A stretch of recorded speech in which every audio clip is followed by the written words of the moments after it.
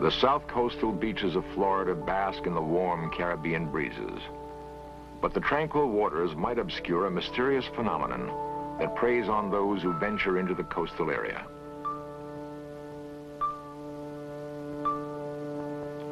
A United States Air Force bomber disappeared in 1968.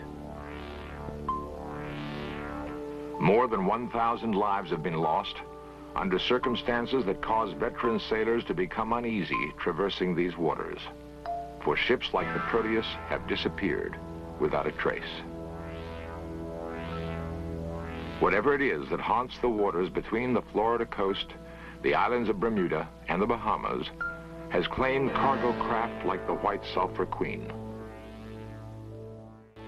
In the open waters of the Atlantic Ocean, there abides a phenomenon difficult to explain. A danger zone that seems to swallow ships and planes. No one has found a satisfactory answer, but somewhere in this region, between the sea and the sky, lurks the solution to the mystery of the Bermuda Triangle.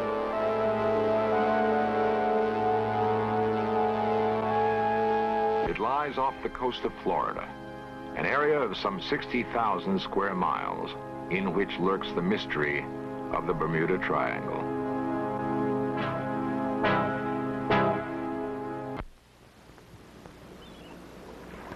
All stations. This United States Coast Guard, Miami, Florida. 901. The 7th U.S. Coast Guard District protects one of the busiest air-sea traffic lanes in the world. The amount of travel creates a year-round headache for Coast Guard patrols. 3 persons on board is overdue on a fishing trip. Vessels transiting area are... In a year, the district answers more than 10,000 rescue calls, an average of 25 a day. Most of the calls are routine. Engine trouble, boat aground on a reef, out of fuel.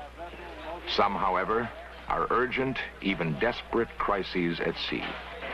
36-foot cabin cruiser, 4 POB, disabled, sinking, 3 miles due east, Buzz Light.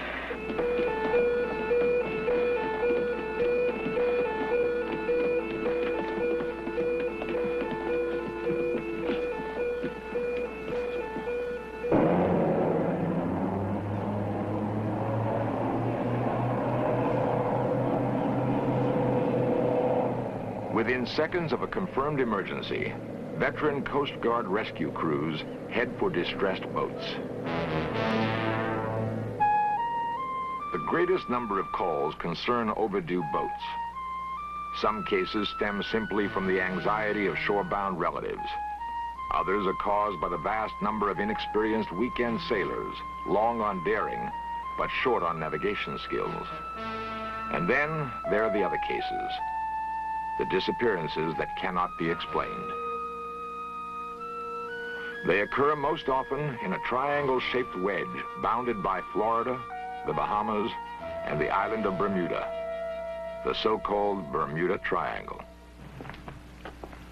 The search for solution to the Bermuda Triangle mystery has been abandoned by some experts who claim there is no mystery. On a television program underwritten in part by a national science foundation, the statement was made that science does not have to investigate the Bermuda Triangle. Each disappearance, the program contended, can be readily explained. The only possibilities not taken into consideration by that statement are the personal stories of individuals who've been involved in strange occurrences. Somewhere in these stories, the clues may exist that will open the way to the final solution of the Bermuda Triangle mystery. A Coast Guard cutter sails for home. It's the same kind of vessel that once carried a young lieutenant named Frank Flynn. So we came on watch at just before midnight. Everything was perfect. It was a flat, calm night. The winds were gentle, sailing and visibility unlimited. Just a perfect night. Frank Flynn was a 20-year career officer in the Coast Guard. He rose to the rank of lieutenant commander before retiring. He has sailed in the Bermuda Triangle many times in his military career. Only once did something mysterious happen. Only once. At about 1:30 in the morning, I glanced by the radar, and a solid green line caught my eye on the radar scope. And called my assistant over, and I said, "What do you think of this?" It was a little surprising, and he says, "It looks like land." I said, "Agree." At that point, I went over, ran a recheck of the Loran fix because we were said to be 165 miles offshore. We approached the unknown radar target rather carefully, and it appeared to be just a gray wall. It was very, very surprising. I had never encountered anything like this.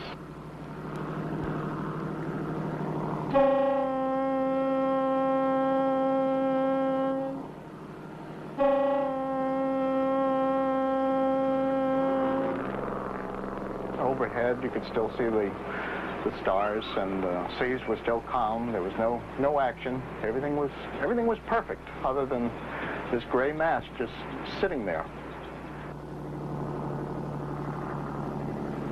Well, I put almost 11 years of my 20-year career at sea.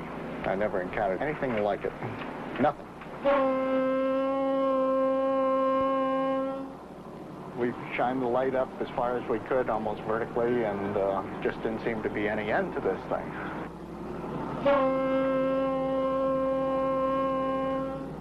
I was on the port wing of the bridge and looked up at the carbon arc light. I could just barely see a very dull glow.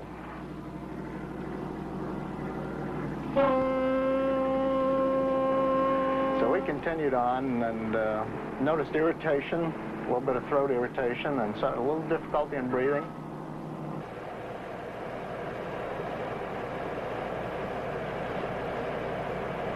The engine room called indicating they were having a little problems with steam pressure.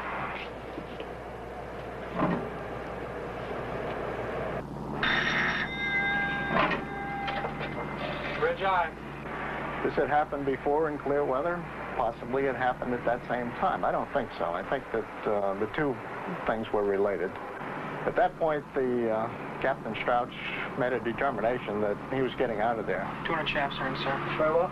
He ordered left full rudder. We were going to go back out. And at that point, we broke through. We were on the other side. We're really not sure what we encountered. I don't think anyone is. Talked to some of the nation's leading oceanographers. They offered no real explanation as to what we might have encountered. I don't think it had been encountered before or since.